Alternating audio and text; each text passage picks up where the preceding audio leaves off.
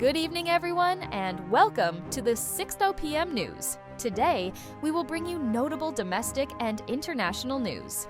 U.S. President Donald Trump has signed an executive order to dissolve the Department of Education, fulfilling a campaign promise and a long-standing goal of some conservative groups, accusing the agency of abysmal failures.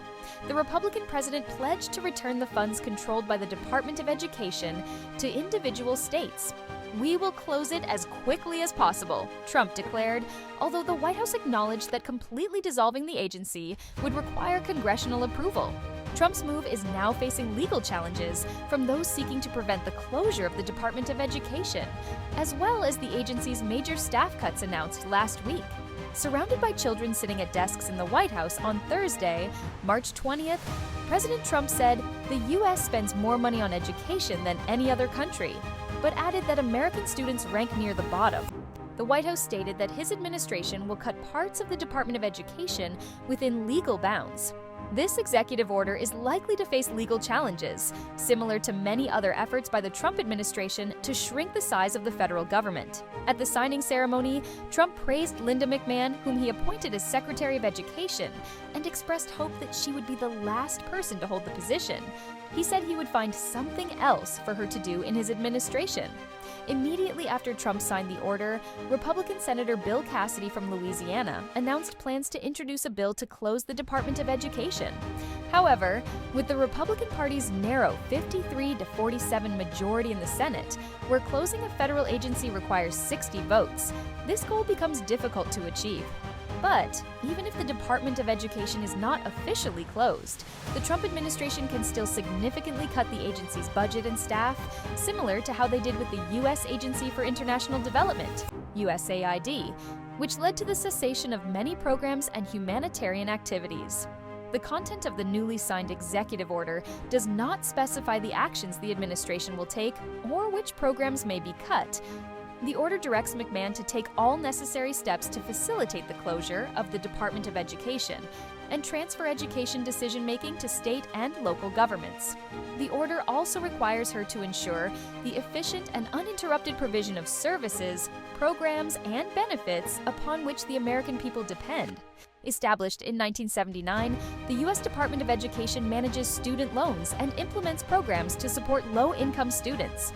However, Trump has accused the agency of indoctrinating young people with content on race, gender, and politics. Most American children attend free public schools managed by local officials. A common misconception is that the Federal Department of Education runs schools and decides curriculum, but in reality, this is primarily done by state and local districts. Only about 13% of the budget for public elementary and secondary schools comes from federal funds, with the majority coming from state and local taxes. The Department of Education also plays a crucial role in managing and overseeing federal student loans, which millions of Americans use to cover the cost of higher education. Immediately after being sworn in, Secretary McMahon sent a memo to the Department of Education's 4,400 employees, titled "Our Last Mission," seemingly alluding to Trump's goal of closing the department. "This is an opportunity for us to perform a final and unforgettable public service for generations of future students," she wrote. "I hope you will join me in ensuring that when we complete this mission, we can proudly say that we have left a freer, stronger, and more hopeful American education for the future." Previous reports indicated that Trump might terminate some Department of Education programs and transfer others to agencies such as the Treasury Department. However, this is not specified in his executive order.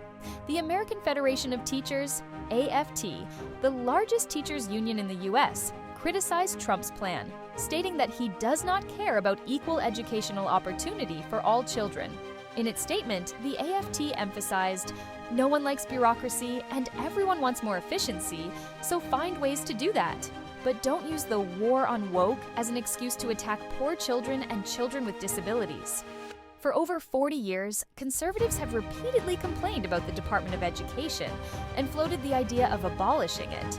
Just 2 years after the department was established under Democratic President Jimmy Carter, his successor, Republican President Ronald Reagan, called for its elimination. The Department of Education is the smallest agency in the presidential cabinet and accounts for less than 2% of the federal budget.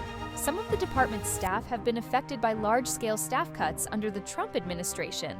Led by the Department of Government Efficiency, DOGE, nearly 2,100 Department of Education employees are expected to be furloughed starting Friday, March 21st. Tech billionaire Elon Musk is overseeing DOGE's efforts to cut federal spending and radically restructure, or even eliminate, many government agencies. Thank you for watching our news. Goodbye.